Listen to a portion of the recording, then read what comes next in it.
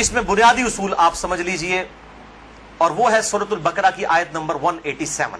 اعوذ باللہ من الشیطان الرجیم، بسم اللہ الرحمن الرحیم۔ احل لکم لیلۃ الصیام الرفث الی نسائکم، حلال کر دیا ہے اللہ نے رمضان کی راتوں میں بھی تمہارا اپنی بیویوں کے ساتھ ازدواجی تعلق قائم کرنا۔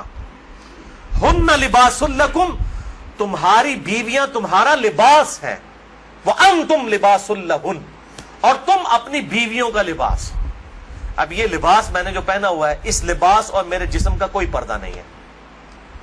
میاں بیوی کا آپس میں کوئی پردہ نہیں ہے، کیونکہ ایک دوسرے کا لباس ہے، ایک دوسرے کی عفت اور عصمت کی حفاظت کا ذریعہ بھی ہے، ایک وہ معنی بھی ہے، اور دوسرا اس حوالے سے پریکٹیکلی بھی وہ لباس ہے کہ میاں بیوی کا آپس میں کسی بھی چیز کا کوئی پردہ نہیں ہے۔ کسی حدیث کے اندر کوئی اس طرح کی چیز رپورٹ نہیں ہوئی۔ اس حوالے سے ایک مردود اور منقطع روایت پیش کی جاتی ہے، اور اس تابعی کا سما جو ہے وہ سیدہ عائشہ رضی اللہ تعالیٰ عنہا سے ثابت ہی نہیں ہے۔ سنن ابن ماجہ میں حدیث ہے 1922، مشکات میں 3123 ہے، لیکن مردود روایت ہے، منقطع ہے، کہ اما عائشہ رضی اللہ تعالیٰ عنہ کا بیان ہے کہ میں نے نبی صلی اللہ علیہ وسلم کی شرمگاہ کبھی نہیں دیکھی۔ لیکن یہ روایت ہی ضعیف ہے، جس کی بنیاد کے اوپر لوگوں نے اورل سیکس کے حوالے سے عجیب و غریب فتوے دیے، اور کہا کہ جی میاں بیوی ایک دوسرے کی شرمگاہ کو نہیں دیکھ سکتے، یعنی وہ کہتے دیکھ ہی نہیں سکتے، اگلی بات تو آپ چھوڑ ہی دیں۔ تو یہ حدیث ہی بالکل جو ہے وہ منقطع ہے اور مردود روایت ہے، جس کی بنیاد پہ یہ پورے کا پورا ایک اسکول آف تھاٹ کھڑا کیا ہوا ہے۔ بھائیو، اسلام میں ایز سچ اورل سیکس کی کوئی ممانعت نہیں آئی، سوائے وہ قوم لوط والا جو اینل سیکس ہے اس کو ضرور ایڈریس کیا گیا۔ اس حوالے سے جتنی بھی باتیں کی جاتی ہیں وہ علماء کے فتوے ہیں، اور ظاہر ہے کہ جب فتویٰ ہوگا تو وہ ایکسپرٹ اوپینین ہے، وہ اجتہادی ایشو ہے، اس میں کوئی شخص بھی دلائل کے ساتھ کسی کے ساتھ اختلاف کر سکتا ہے،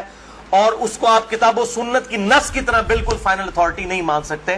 اس کے لیے دلائل دینے کی ضرورت ہوگی، زبانی کلامی نہیں کہ میرا دل نہیں مانتا، یہ چیزیں اس طریقے سے نہیں۔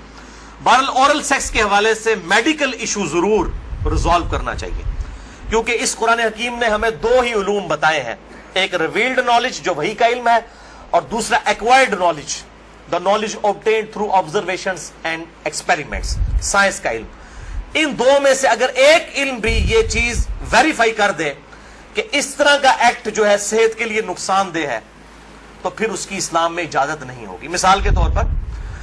یہ جو یورینیم ہے، اگر آپ اس کو نیکڈ ہاتھ لگائیں گے تو سکن کینسر اس کی وجہ سے ہو سکتا ہے، یہ قرآن و حدیث میں نہیں موجود لیکن سائنٹیفکلی پروف ہے، تو یہ اس کو پھر اس طریقے سے پریکٹس کیا جائے گا اور بچا جائے گا۔